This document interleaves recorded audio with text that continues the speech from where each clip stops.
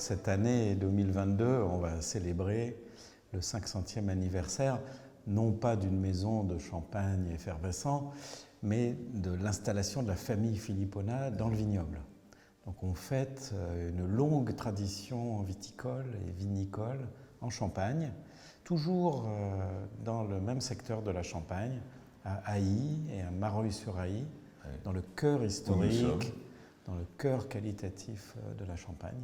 1522, c'est une cuvée, un ensemble de cuvées que j'ai voulu créer en arrivant à la tête de la maison il y a maintenant 22 ans, justement pour rendre hommage à cette longue tradition et aussi pour pouvoir présenter aux grands amateurs un vin véritablement supérieur, élaboré uniquement à partir de grands crus de la Champagne. Moi, je me souviens avoir demandé un jour à mon père, qui a été longtemps chef de cave d'une autre grande maison, très grande maison, comment faire la meilleure cuvée possible. C'est quoi une très grande cuvée? Et il m'avait dit, c'est très simple, tu prends une pièce, un tonneau d'Ailly, une pièce, un tonneau d'Avise, Côte des Blancs en Chardonnay, et une pièce de Verzenay, Nord Montagne de Reims. La cuvée 1522, elle répond à ce principe.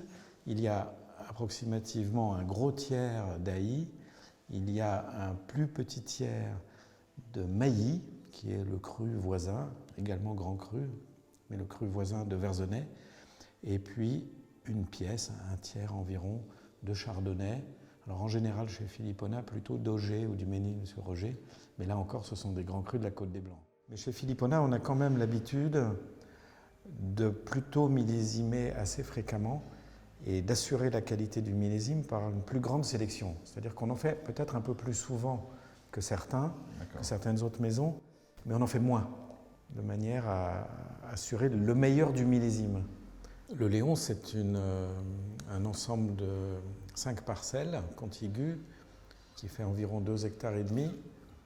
Donc dans ce vignoble du Léon, on est capable de prélever suffisamment pour faire la cuvée 1522. On en fait, bon an, mal an, entre 10 et 15 000 bouteilles, toujours avec une assez forte sélection, parce que le potentiel théorique, c'est plutôt 20 à 25 000 bouteilles. Et puis dans les très bonnes années, on s'est amusé depuis le millésime 2006 à tirer un pinot noir pur d'Ailly, qu'on appelle le Léon, tout simplement, du nom du lieu-dit, du nom du climat, on appellera ça comme ça en Bourgogne. Et on en prélève seulement environ 3000 bouteilles. Oui, c'est ça. Voilà, on ne veut pas appauvrir la cuvée 1522, mais on veut faire un exemple de ce que peuvent donner les tout meilleurs pinots noirs.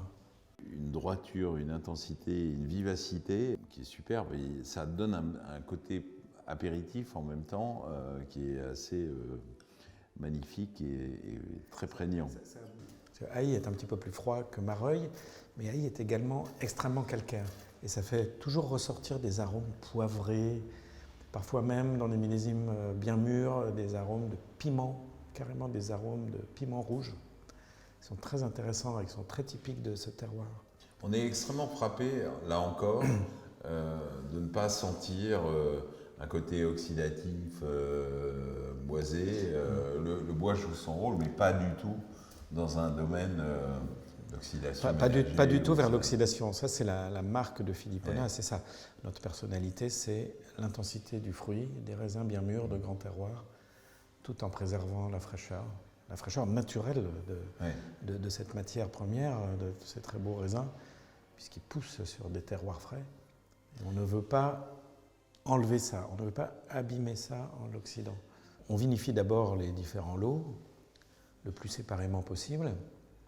Et puis à partir du mois de février, on commence à déguster les vins, on les déguste plusieurs fois, et on commence à identifier lesquels sont dignes d'entrer ou non dans des assemblages millésimés. C'est à ce moment-là qu'on se rend compte si le millésime est possible ou non. On est en extra brut, et c'est vrai que, encore une fois, il y a une dimension de vin qui est tellement présente, qui est tellement intense et qui est tellement énergique.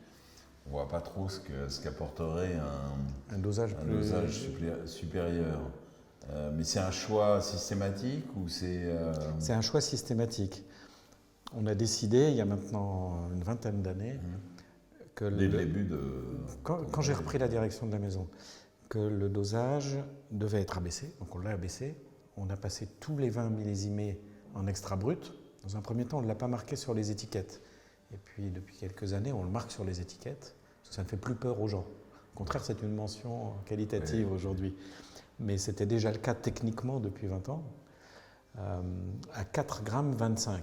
4,25 g, c'est un chiffre important parce que c'est juste le seuil de perception du sucre dans un vin qui a l'acidité du champagne. En dessous de 4,25 g, de 4 g, on ne perçoit plus le goût sucré. Il se confond avec les autres goûts du vin. Et c'est juste à ce point-là qu'on veut être, pour ne pas avoir d'impression sucrée, mais pour quand même couvrir la sensation métallique que donne l'acide malique.